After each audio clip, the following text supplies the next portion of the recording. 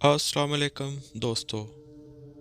Channel में तमाम सुनने वाले दोस्तों को खुश आमदीद कहता हूँ और उम्मीद करता हूँ कि आप सब सुनने वाले खैरियत से होंगे। वाक़यात सुनने वाले दोस्तों से छोटी सी गुजारिश है कि वाक़यात आपको पसंद आएँ तो शेयर ज़रूर करें और अपने प्यार का इज़हार कमेंट में ज़रूर करें और अपनी स्टोरीज़ मेरे व्हाट्सएप और ईमेल पर आप सेंड कर सकते हैं। कश्मीर की पहाड़ियों पर कभी कभी रात को चलते हुए किसी की आवाज़ आती है। आप मुड़कर देखते हैं मगर आपको कोई नज़र नहीं आता। पुरस्रार और खतरनाक हालात से भरे हुए वाक़यात जो आपसे शेयर कर रहा हूँ। ये सच्ची कहानी है उस दौर की जब ना कोई बिजली का तस्वर था, ना कोई रोशनियों का। शहरी आबादियों से दूर पहाड़ों के मैदानों में बसते गांव, जहां मगरिब होते ही लोग सो जाया करते हैं। आज़ाद कश्मीर के ये गांव पहाड़ों में गिरे हुए हैं। एक गांव से दूसरे गांव तक मीलों का सफ़र पैदल तय करना होता था। दूसरे गांव जाने तक के लिए 2-3 घंटे चाहिए होते हैं, क्योंकि यहाँ के रास्ते बहुत दुश्वार गुजार होते हैं। और तब तो बहुत ज़्यादा दुश्वार गुजार होते हैं जब हर तरफ बर्फ़ ही बर्फ़ हो। उस ज़माने में आजकल की सड़कों की तरह का तो तस्वर ही नहीं था। लोग जहाँ से चलते थे रास्ते वहीं बन जाते थे। आसपास के पत्थर उठा के वो साइडों पर कर दिया करते थे और रास्ते बन जाते थे जहाँ से उनका गुज़र होता था। मेरे चाचू फेहरोज इन्हीं पहाड़ों में से एक गांव में रहते थे। ये वाकया उन दिनों का है जब वो अपनी बड़ी बहन से मिलने के लिए अपने गांव से निकलकर दूसरे गांव में गए थे। तो ये तकरीबन 2-3 घंटे की दूरी पर यह गांव था। मेरे चाचू फेरोज उस रास्ते पर चल पड़े जो सीधा नहीं था बल्कि बहुत ही दुश्वार गुजार होकर पहाड़ों के ऊपर नीचे से गुजर कर उस गांव तक पहुंचता था। 3 घंटे का सफ़र तय करके वो अपनी बहन के घर पहुंच गए और सारा दिन उन्होंने वहीं गुजारा। जब सारा दिन गुजर गया तो वापसी पर मगरिब का टाइम हो चुका था। मगरिब के टाइम उस इलाके वाले सारे सो जाया करते थे। मगरिब के बाद कोई भी इंसान यहाँ नज़र नहीं आता था। खाने से तभी वो फारिग हुए थे जब मगरिब का टाइम हो चुका था। उनकी बहन ने सोचा था कि ये रात यहीं बसर करेंगे और सुबह होते ही निकल जाएंगे, लेकिन उनके भाई ने कहा, फेरोज ने, कि नहीं, मैं अभी वापसी का सफ़र शुरू करूंगा। उनकी सिस्टर ने कहा कि बिस्तर वगैरह लगा दिया है और आप सो जाएं। तो उसके भाई ने कहा कि नहीं, मैं भी वापस जाना चाहता हूँ, क्योंकि मैं माँ को बता के नहीं आया, तो इसलिए मेरा जाना बहुत ज़रूरी है। तो उसकी बहन ने कहा कि मगरिब तो कब की हो चुकी है, आपने टाइम नहीं देखा, अब तो रात हो चुकी है और इतना लंबा सफ़र है और आप इस टाइम कैसे अकेले जाएंगे, और आप जानते हैं कि रास्ता बहुत वीरान और दुश्वार गुजार है, तो आप ये सफ़र कैसे करेंगे। भाई ने कहा, मेरा जाना बहुत ज़रूरी है। बहन नहीं चाहती थी कि भाई जाए, लेकिन फिर उन्होंने काफ़ी दुआओं के साथ भाई को घर से रवाना कर दिया। ये 7-8 किलोमीटर का सफ़र था, लेकिन पहाड़ों की दुश्वार गुजार रास्तों की वजह से ये 2-3 घंटे का सफ़र हो जाता था। दूसरा, सर्दियों की रातें थीं, बर्फ़ भी पड़ी होती थी और फिसलने का भी काफ़ी खतरा रहता था। फेहरोज चाचा चलते हुए उस गांव के बाज़ार में पहुंच गए। बाज़ार उस टाइम इतनी वीरानी का मंजर पेश कर रहा था, लगता था कि यहाँ कभी इंसान बसते ही नहीं थे, बल्कि जन्नत बसते हैं। बाजार में ऐसी वीरानी और खामोशी देखकर फिरोज चाचा कुछ सहम तो गए, लेकिन अब उन्होंने इरादा कर लिया था तो वो पीछे भी नहीं हट सकते थे। وہ کہتے ہیں کہ جیسے ہی میں آگے بڑھتا ہوا بازار کی طرف پہنچا تو اس کے دوسرے کونے پر میری ایک ایسے شخص پر نگاہ پڑی جو مجھے دیکھا بالا لگتا تھا۔ اس کی چال ڈال سے مجھے ایسے لگا کہ میں اس شخص کو جانتا ہوں، میرے ہی گاؤں کا بندہ جس کی ادھر دکان ہے، یہ وہی ہو سکتا تھا۔ چاندنی رات تھی اور ان کو ایک ہیولا نظر آیا جو چار ڈال سے ایسے ہی لگتا تھا جیسے وہ ان کا دیکھا بالا ہے۔ میں نے سوچا کہ چلو میں تیزی سے اس کے پاس چلا جاتا ہوں کہ ہم دو ہو جائیں گے اور ہمارے دل میں جو ڈر ہے وہ تھوڑا کم ہو جائے گا۔ فیروز تیز تیز قدموں سے چلتا ہوا اس شخص کے پاس پہنچا تو وہ واقعی انسان تھا۔ جو شبہ اس کے دل میں تھا کہ یہ ہولا کوئی پراسرار چیز تو نہیں، لیکن ایک انسان دیکھ کے، اور وہ انسان بھی جو اس کے اپنے گاؤں کا تھا، اس کا حوصلہ کچھ بلند ہوا۔ اس کا چلنے کا ایک خاص سٹائل تھا جو اس نے پیچھے سے پہچانا تھا۔ اس شاپ والے کے کاندھے پر ایک کپڑا اور ایک گتھلی ہوا کرتی تھی، اس کی وجہ سے یہ جب بھی اپنے گاؤں سے نکلتا تھا تو وہ گتھلی اور کپڑا اس کے کاندھے پر ہوتا تھا، اور جب شاپ بند کر کے شام کو دوبارہ اپنے گاؤں کی طرف جاتا تھا تو وہی گتھلی اور کپڑا اس کے کاندھے پر ہوا کرتا تھا۔ اب فیروز کو یقین ہو گیا کہ یہ وہی بزرگ ہے جو میرے ہی گاؤں کا ہے۔ اب انہوں نے نام سے پکارا، قاسم بابا اس کا نام تھا۔ اس نے کہا رک جاؤ، مجھے بھی ساتھ آنے دو۔ تو اس نے کہا ٹھیک ہے، جلدی جلدی آ جاؤ، اندھیرا کافی پھیل چکا ہے۔ تو وہ بھی سمجھ گئے کہ بزرگ کو جلدی ہے گھر پہنچنے کے لیے۔ اس دور میں لوگ کافی بہادر بھی ہوا کرتے تھے، تو انہوں نے چلتے چلتے کہا بزرگ نے کہ چلو جلدی سے آ جاؤ میرے ساتھ، تو وہ بھی پھر ساتھ ہو لیے۔ تو اب فیروز کو تسلی ہوگی کہ چلو اس گاؤں کے جو میرے اپنے گاؤں کے ہیں ایک بزرگ میں مل گئے ہیں، تو ان کے دل کو تسلی ہو گئی۔ اب وہ پہاڑ کے قریب ہوتے جا رہے تھے۔ اس پہاڑ کے شادر و نادر ہی قصے تھے، لیکن اس کے واقعات کافی مشہور تھے۔ اب انہیں کبھی درخت، کبھی جنگل اور اس طرح کے دشوار گزار راستوں سے گزرنا تھا۔ اس دور کے بزرگ کافی توانا اور بہادر ہوا کرتے تھے۔ وہ بزرگ کافی تیز چل رہے تھے اور فیروز کو ان کے ساتھ چلنے کے لیے تھوڑا تیز چلنا پڑ رہا تھا، لیکن وہ بزرگ پھر بھی کافی آگے تھے۔ جیسے ہی یہ پہاڑ قریب آیا تو فیروز آواز دیتا ہے کہ چاچا رکو نا۔ چاچا جواب میں کہتا ہے کہ تم بھی ذرا جلدی چلو نا، اتنے سلو کیوں چل رہے ہو؟ تو فیروز نے تیز تیز چلتے ہوئے چاچا کو فالو کیا۔ اب جیسے ہی فیروز پہاڑی کے پاس آیا تو دوسری طرف سے چاچا اتر رہا تھا۔ اب فیروز پہاڑ کے اوپر تھا اور چاچا نیچے اتر کر کافی دور جا چکا تھا۔ دونوں کے بیچ میں فاصلہ بڑھ گیا تھا۔ فیروز نے آواز لگائی کہ چاچا آہستہ چلو، تو اس بزرگ نے کہا کہ تم سلو چل رہے ہو، تم کچھ تیز چلو۔ اب فیروز کو یہ تھوڑا حوصلہ تھا کہ وہ بات کرتے ہوئے چل رہے ہیں چاہے ان کے درمیان کچھ فاصلہ ہے۔ وہ اب تیز تیز ہوتا ہوا درختوں کے بیچ میں سے گزرا تو دیکھا کہ چاچا پھر تھوڑا دور جا چکا ہے۔ فیروز کو تھوڑا اندازہ ہوا کہ چاچا روز انہی راستوں پر آتا جاتا ہے، تو اس وجہ سے اس کی رفتار تیز ہے، اور وہ کبھی کبھار آتا ہے تو اس وجہ سے وہ تیز نہیں چل پا رہا۔ آخر یہی ہوتا رہا۔ کافی کشمکش کے بعد اس نے سوچا کہ چلو میں اب بھاگ کر اس بزرگ کے قریب ہو جاتا ہوں تاکہ دونوں قریب چلتے ہوئے گھر تک پہنچ جائیں۔ اب اس نے آہستہ آہستہ باقاعدہ دوڑنا شروع کر دیا۔ جو چند لمحے پہلے صرف چل رہا تھا اب دوڑنا شروع کر دیا۔ اس نے سوچا کہ چلو اس بہانے چاچا کے تھوڑا اور قریب ہو جاؤں گا، یعنی اس بزرگ کے قریب جن کو وہ چاچا کہتا تھا۔ تو کچھ دیر درختوں میں ایسے ہی دوڑنے کے بعد آگے ایک موڑ آتا تھا اور چاچا اس موڑ پر سے مڑا تھا، تو پیچھے یہ دوڑتا ہوا اس موڑ سے گزرا۔ تو جیسے ہی وہ اس موڑ سے گزرا تو سامنے اس نے نظر دوڑائی تو پھر اس کو دور سے چاچا نظر آیا۔ یہ دیکھ کر تھوڑا حیران تو ہوا، لیکن اب کہتا ہے کہ میں نے مزید زیادہ تیزی کے ساتھ دوڑنا شروع کر دیا۔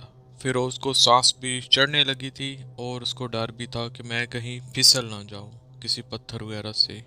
अंधेरा भी था और उसके पास कोई लाइट भी नहीं थी, लेकिन वो इसी सोच में दौड़ता रहा कि वो चाचा के करीब हो जाएगा। अब फिरोज कहता है मैं चाचा को आवाज देता कि चाचा रुक जाओ, तो वो कहता है कि तुम जल्दी चलो, तुम क्या आजकल के लड़के हो, नौजवान हो, तुमसे चला भी नहीं जाता।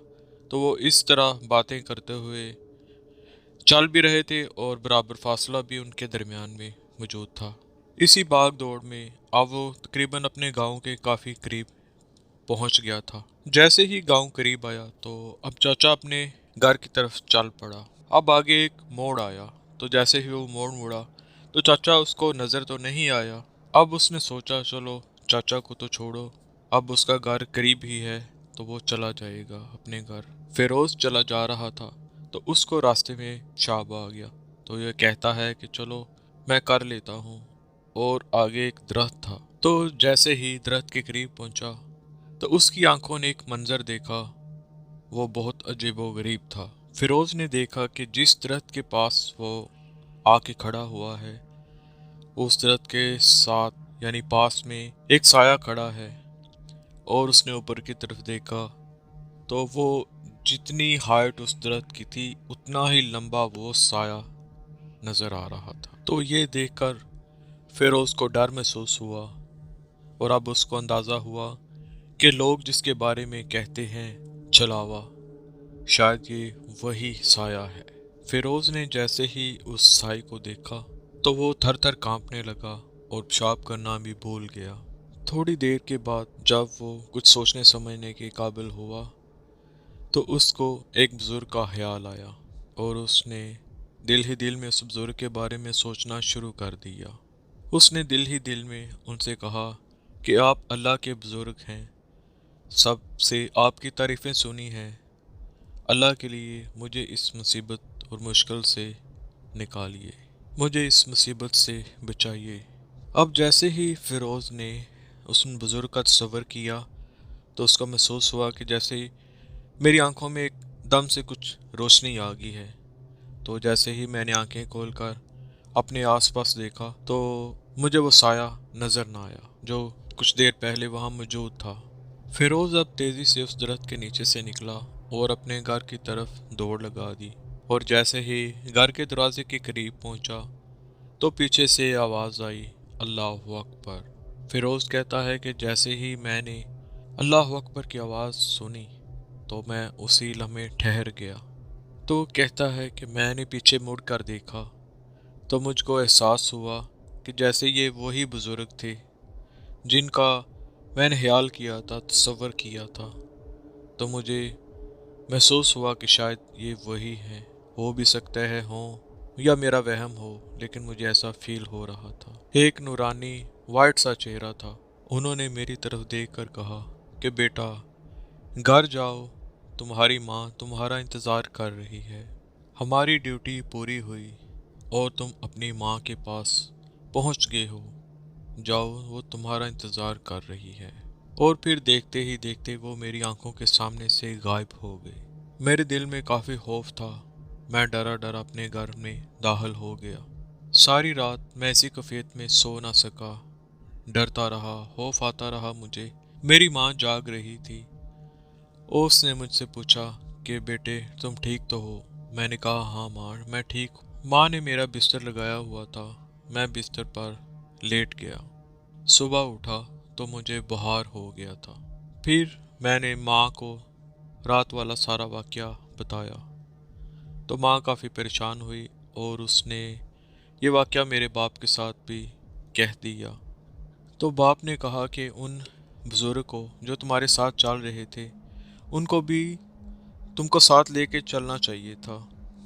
अगर वो नेक हस्ती तुम्हारी मदद ना करती तो तुम्हारी जान भी जा सकती थी। इन्हीं बातों को लेकर सारा दिन गुजर गया। अब शाम को वही बुजुर्ग जो रात को मेरे साथ चल रहे थे वो मेरा पता करने के लिए मेरे घर पर आ गए। तो फिरोज़ ने कहा चाचा मैं रात को आपको काफ़ी आवाज़ें देता रहा और आपको रुकने के लिए कहता रहा, लेकिन आप तो बिल्कुल रुके ही नहीं। चाचा ने अब हैरत से लड़के को, फिरोज़ को देखा और उसके बाप को देखा।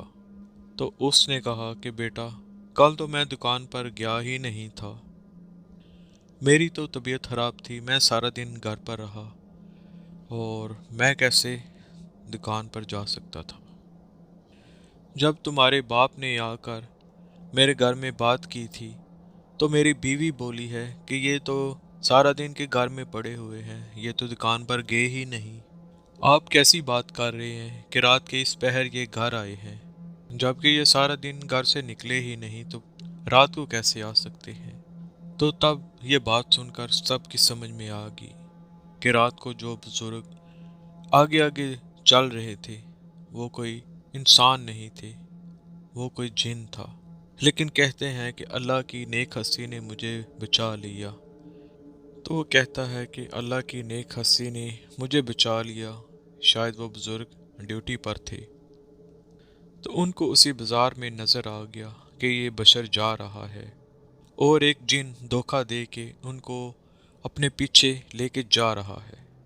تو اس طرح ان بزرگ نے جو نیک ہستی تھے ان کے پیچھے پیچھے آنا شروع کر دیا، اور جب وہ لمحہ آیا جب جن اس کے پاس کھڑا تھا، نقصان پہنچانا چاہ رہا تھا، تو اس وقت بزرگ ہستی نے نہ صرف اس کو غائب کیا اور یہ بھی کہا کہ ہم نے اپنی ڈیوٹی پوری کی، جاؤ تم بچ گئے ہو، ورنہ آج رات تمہیں یہ مار دیتا۔ دوستو، یہ ایک واقعہ تھا، اور اس کے کچھ عرصے بعد اسی ایریے میں ایک اور واقعہ پیش آیا، تو وہ بھی میں آپ سے شیئر کر رہا ہوں۔ یہ آج سے 6 مہینے پہلے کا واقعہ ہے۔ وہ کہتے ہیں کہ ہمارے گاؤں سے تقریباً 3-4 گاؤں چھوڑ کر ایک بس جا رہی تھی جو بارات لے کر جا رہی تھی، اور یہاں پر سڑکیں تو ہیں ہی نہیں، تو یہاں پر صرف جیپیں جا سکتی ہیں۔ جیپ میں بھی مخصوص تعداد میں لوگ بیٹھ سکتے ہیں، زیادہ نہیں، کیونکہ پتھروں کی وجہ سے، دشوار گزار رستوں کی وجہ سے کافی خطروں کا سامنا کرنا پڑتا ہے۔ تو یہ بارات جیپوں پر سوار ہوئی اور ساتھ والے گاؤں میں پہنچی، اور جو بھی رسم و رواج ادھر ہوتا ہے وہ انہوں نے کیا، اور مغرب سے تھوڑی دیر پہلے انہوں نے فیصلہ کیا واپسی کا۔ وہ اپنی دلہن لے کر واپسی کے لیے روانہ ہوئے۔ تقریباً اب مغرب کا ٹائم ہو چکا تھا۔ چلتے چلتے آگے ایک نالا آیا، اور اس سے اتر کر جیپوں کو گزارنا تھا، تبھی یہ کراس ہو سکتا تھا۔ سب نیچے اتر آئے، جیپ والوں نے پہلے جیپیں گزاری، اب سب لوگ نالے سے گزرنے لگے۔ مغرب کا وقت گزر چکا تھا اور اب کافی اندھیرا پھیل گیا تھا۔ ایک بچہ تھا، اس نے ویسے ہی ایک پتھر اٹھایا اور زور سے پانی میں دوسرے پتھروں پر پھینک دیا، اور یہ عام سی بات تھی، کوئی بھی ایسا کر سکتا ہے، چھوٹا ہو بڑا ہو۔ عموماً جہاں پانی ہوتا ہے، پتھر ہوتے ہیں، تو لوگ ایسے کھیل کرتے رہتے ہیں۔ اب جیسے ہی بچے نے پتھر مارا تو اس کے 10-15 سیکنڈ بعد ایک دم بچہ چلتے ہوئے بے ہوش ہو کر پانی میں گر پڑا۔ ماں بھی بچے کے ساتھ چل رہی تھی۔ اب اس نے دیکھا کہ بچہ ایک دم سے گرا ہے، تو وہ اس کو اٹھانے کے لیے لپکی، لیکن جیسے ہی وہ لپکی تو وہ بھی ایک دم گری اور بے ہوش ہو گئی۔ اب دو مردوں نے دیکھا تو وہ جلدی سے بھاگ کر ان دونوں کے پاس آئے اور ان کو اٹھانے کی کوشش کی، لیکن جیسے ہی انہوں نے بھی اٹھانے کی کوشش کی، وہ دونوں بھی گر کر بے ہوش ہو گئے۔ اب ایک جگہ پر 4 لوگ بے ہوش ہو چکے تھے، تو لوگوں نے دیکھا، تو ان میں سے ایک مرد نے کہا کہ تم لوگ کیا تماشا دیکھ رہے ہو، یہ لوگ بے ہوش پڑے ہیں تو ان کو اٹھانے کی کوشش کریں۔ وہ کافی نڈر شخص تھا، تو وہ یہ بات کہتا ہوا لوگوں سے ان چاروں کے پاس آیا، تو جیسے ہی اس کا ہاتھ ٹچ ہوا تو وہ بھی بے ہوش ہو کر ادھر ہی گر پڑا۔ اب وہ سارے ہی پیچھے ہٹ کر کھڑے ہو گئے۔ جیپیں نالا کراس کر چکی تھیں اور ادھر کھڑی تھیں۔ اب یہ جو چاروں بے ہوش ہوئے تھے، ان کے گرد کافی لوگ اکٹھے ہو گئے تھے۔ اب ان کو سمجھ آ گئی تھی کہ یہ 5واں شخص جو گرا تھا، اسی نے کہا تھا کہ ہٹاؤ क्या देख रहे हो? आओ आगे बढ़ो और इनकी मदद करो। मगर जैसे ही वो उनकी मदद करने के लिए आगे बढ़ा तो वो भी गिर के बेहोश हो गया। अब उनको इस बात का अंदाज़ा हो चुका था कि जो भी हाथ लगाता है वो गिरकर बेहोश हो जाता है। अब सारे परेशान हो गए और सोचने लगे कि अब क्या करें, क्योंकि जो भी हाथ लगाता है वो बेहोश हो जाता है। कुछ लोगों ने आगे बढ़ने की कोशिश की तो कुछ बुजुर्गों ने रोक दिया। तो उन्होंने कहा कि ये मामला ऐसा नहीं कि किसी सांप बिच्छू ने इनको काट लिया हो और ये बेहोश हो गए हों। मामला हाथ लगाने का है कि जो हाथ लगाता है वो बेहोश होता है। ना तो वहाँ बिजली थी कि कोई सोच सकता या ये कहता कि यहाँ पर करंट है जिसकी वजह से ये बेहोश हुए हैं। जबकि दूसरे काफ़ी लोग इनके इर्द गिर्द खड़े थे, वो भी गुजर रहे थे, लेकिन उनको कुछ ऐसी प्रॉब्लम नहीं हुई। तो उन बुजुर्ग ने कहा कि ये मामला हाथ लगाने का नहीं, ये मामला पुरस्रार है, ये मामला जन्नात का है। अब उन चारों बुजुर्गों ने कहा कि दूसरे लोगों से आप भी कुरान आयात पढ़ना शुरू कर दें। जैसे ही दूसरे लोगों ने कुरान आयात पढ़ना शुरू की, इन बुजुर्गों ने भी कुछ कुरान आयात पढ़कर अपने हाथों पर दम की और आगे बढ़कर हाथ लगाया, लेकिन अब उनको कुछ नहीं हुआ। अब इन लोगों ने उन पांचों को उठाया और उन जीपों के पास ले गए। अब वो चारों बेहोश जीपों के पास बैठे हुए थे और सोचने लगे कि इनका क्या किया जाए। तो उनमें से एक शख्स ने कहा कि मैं जानता हूँ, ये साथ वाले गांव में एक मौलवी साहब हैं, इनको उनके पास ले जाया जाए। वो मौलवी साहब उनको देखकर बताएंगे कि इनको क्या हुआ है। अब उन्होंने इन सबको उठाकर जीपों में बिठाया और साथ वाले गांव में ले गए। मौलवी साहब को जगाया, वो सोने की तैयारियों में थे। जब उनको सारी सूरत हाल से आगाह किया गया तो मौलवी साहब ने कहा कि आप उनको लाएं और इधर लिटाएं, मैं देखता हूँ। अब उन्होंने सामने उनको लटाकर तो पढ़ाई करना शुरू कर दी और काफ़ी देर वो पढ़ाई करते रहे। तब वो बोले, मामला तो जन्नात का है, लेकिन ये इतने ताकतवर जन्नात हैं कि मैं इसमें कुछ कर नहीं सकता। तो उन मौलवी साहब ने कहा कि आप इनको ले जाएं और किसी तजर्बाकार इंसान को दिखाएं जो इनका इलाज कर सके। लोगों को अब अंदाज़ा हो गया कि यह मामला जन्नात का है, लेकिन इन मौलवी साहब से हल नहीं हो सकता क्योंकि ये बहुत ताकतवर जन्नात हैं। उन्होंने इन पांचों को जीपों में डाला और अपने गांव की तरफ रवाना हो गए। अब काफ़ी लोग जो बारात के थे वो साथ हो लिए और अपने गांव के बुजुर्ग के पास पहुंचे।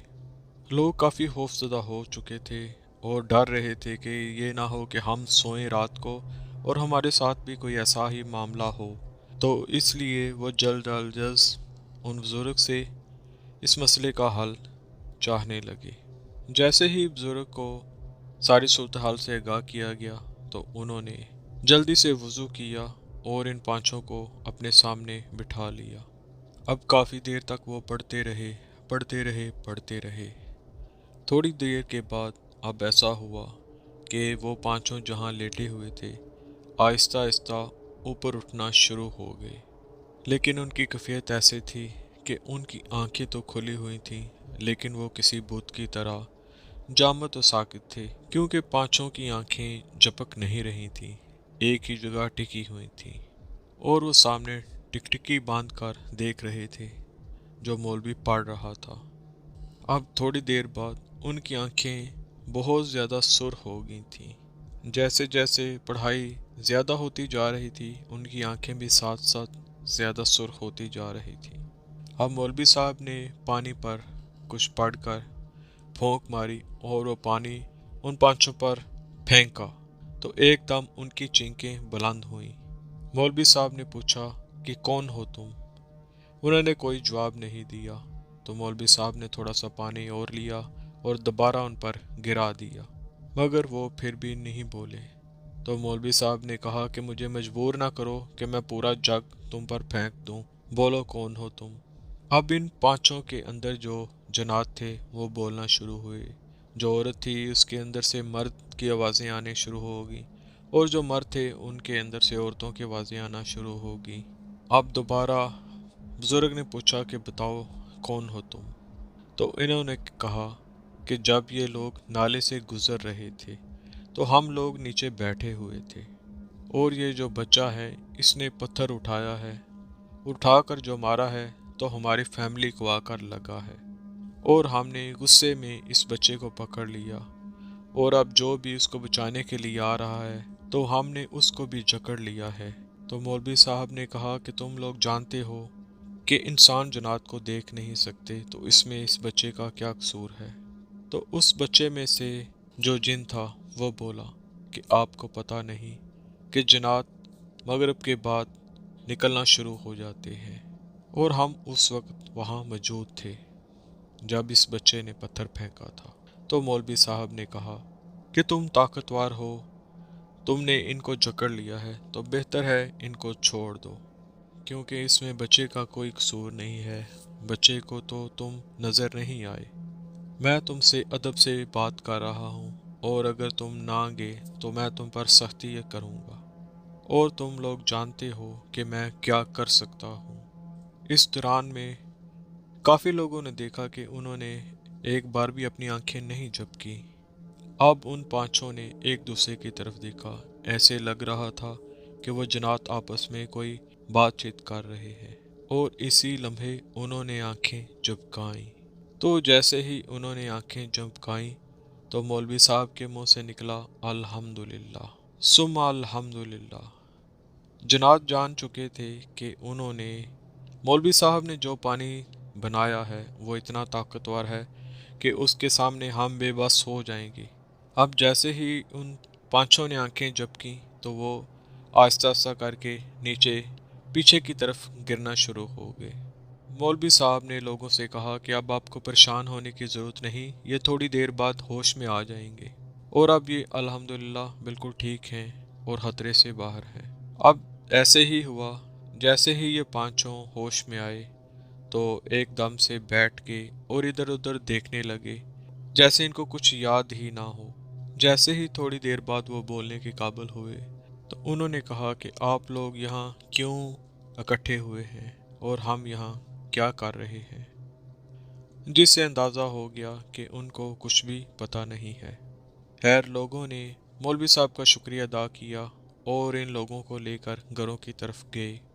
एक बात तय हो गई कि रात को किसी भी जगह पर कोई ऐसे पत्थर वगैरह नहीं मारना चाहिए, या पहले आवाज़ दे के पूछ लेना है कि यहाँ कौन है, कोई है तो जगह छोड़ दे। क्योंकि अक्सर लोग कहते हैं कि जब आप दरख्तों के नीचे जाएं पेशाब करने या वैसे बैठने, तो वहाँ पर दो तीन बार पाँव मारें और आवाज़ लगाएं कि यहाँ कोई है तो चला जाए। कोई ना कोई इशारा देना चाहिए जिससे वो मफलूक वहाँ से हट जाए। और ये अंधेरे वाली नदी के नाम से अभी तक मशहूर है कि यहाँ पर जन्नात होते हैं। आज भी इस नदी पर पहुंचकर कुत्ते गुजरते हुए भौंकना शुरू हो जाते हैं, और ऐसे गुजरने की कोशिश करते हैं जैसे बहुत ज़बरदस्ती से गुजर रहे हों और बहुत डर रहे हों। और रात के टाइम अजीबोगरीब नज़ारे नज़र आते हैं, और अजीबोगरीब जानवरों के रोने की आवाज़ें आती हैं। नदी का ये एरिया काफ़ी हैंटेड है। तो दोस्तों, उम्मीद है आपको ये कहानी पसंद आई होंगी। कमेंट में ज़रूर शेयर कीजिएगा। ईमेल एड्रेस भी आपसे शेयर किया है, अगर किसी के साथ कोई वाक़या हो तो आप ज़रूर शेयर कर सकते हैं। दुआ में याद रखिए। खुदा हाफिज़।